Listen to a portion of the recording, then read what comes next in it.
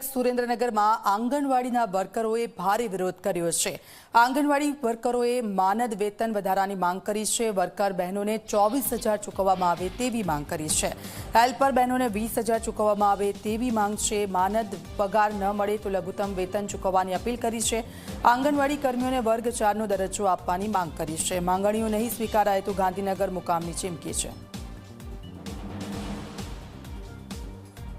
मारू सरकार श्री ने एक नम्र विनंती है कि जे गया ऑगस्ट महीना में सरकारे हाईकोर्टे चुकादो आप्यो छे कि 24,800 वर्कर बेन ने अने 20,000 रुपया हेल्पर बेन ने मानद वेतन चूकववामां आवे। अमारू मानद वेतन न चूके अमने लघुत्तम वेतन में समावेश करे एमां पण न करे तो अमने वर्ग 4 ना कर्मचारी गणे।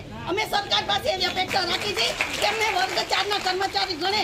अमारो पगार न वधारे तो काई नहीं, अमने 10,000 मंजूर छे पण वर्ग 4 ना कर्मचारी तो अमे सरकारी कर्मचारी तो गणाय, एकाय कर्मचारी में गणतरी नथी। आज आप सौ जाणो छो कि सरकारश्री द्वारा घणी वार अमे रजूआत सरकारश्रीने तमाम जिल्ला वती करी छे, तेम छतां आज सुधी कोई निर्णय आव्यो नथी। माननीय कोर्ट द्वारा अगाऊ पण जणावी आप्युं छे के तमाम वर्कर अने हेल्परोनुं जे लघुत्तम वेतन छे ए आपवुं, तेम छतां हजू सुधी लघुत्तम वेतन आपवामां आव्युं नथी। वारंवार बहनों अनेक वार रजूआत करे छे, अनेक वार होबाड़ा करे छे, अनेक वार आंगणवाड़ीओ बंद राखे छे। ना छूटके अमारे आंगणवाड़ी बंद राखवी पड़े छे। आज अमे तमाम जिल्ला में बहनों भेगी थई छे। ऑल गुजरात में बधे बहनों जिल्ला वाइज आज आ प्रोग्राम आपवानी छे। अगाऊ सप्टेम्बर महीना में अमे लोको गांधीनगर माटे मोटा प्रोग्राम करी रह्या छीए। जो सरकार सूती होय तो ते सरकार जागी जाए। मात्र कहेवानुं एटલું જ થાય છે કે અમને જે હાઈકોર્ટે જે ચુકાદો આપ્યો છે તો એ ચુકાદો અમલ કરે બસ। આ અમારી બહેનો છે એ કોઈ દિવસ ઘરની બહાર નીકળવા માટે તૈયાર જ નથી હોતી, પણ જ્યારે એનું ઘરનું પોષણ પોષણ ન થતું હોય, એના બાળકોનો અભ્યાસ ન પૂરો થતો હોય, ત્યારે એ બહેનો ના છૂટકે ઘરની બહાર આ રોડ ઉપર નીકળવા માટે તૈયાર થઈ છે। ક્યાંય તમે જોયું છે કે કોઈ લેડીઝ ઘરની બહાર એમ નામ નીકળે?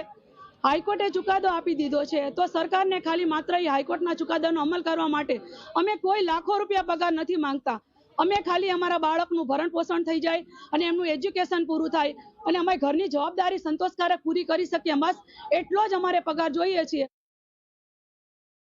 આજરોજ અમારે ટાગોરબાગથી કલેક્ટર કચેરી સુધીની રેલી અમે યોજેલી હતી અને રેલી યોજવાનો મુખ્ય ઉદ્દેશ્ય એ જ હતો કે અમારે જે પગાર વધારો છે, હાઈકોર્ટનો ચુકાદો આવેલો હોવા છતાં 1 વર્ષ થઈ ગયું છે કે જે હાઈકોર્ટનો ચુકાદો આવેલો છે, છતાં પણ સરકાર તેની અમલવારી કરતા નથી, હાઈકોર્ટના ચુકાદાને પણ માન્ય ગણતા નથી।